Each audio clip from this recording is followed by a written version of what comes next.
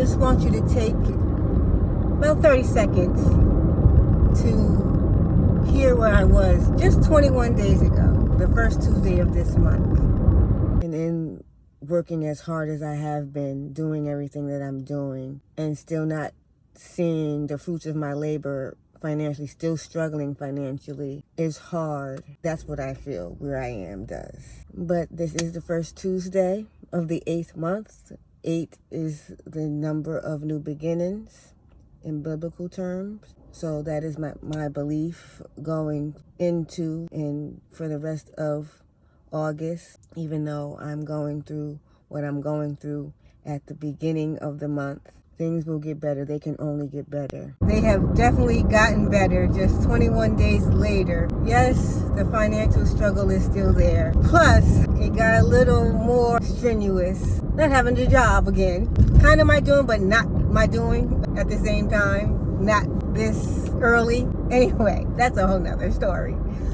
I have more peace about where I am than I did.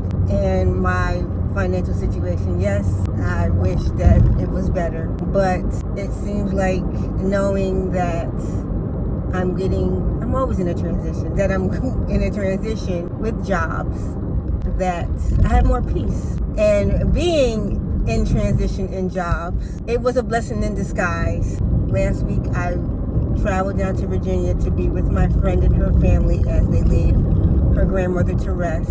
And in doing so, I got a little surprise myself.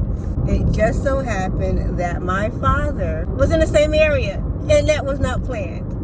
And it's always good to see him, but it's always best when it's not planned. Even though we only spent a little bit of time together, it was still great to have that little surprise. In kind of a somber week, being with my friend and her family and trying to figure out what was next in my life as far as a job, as far as finances is concerned. I am much better than I was in emotion and mindset.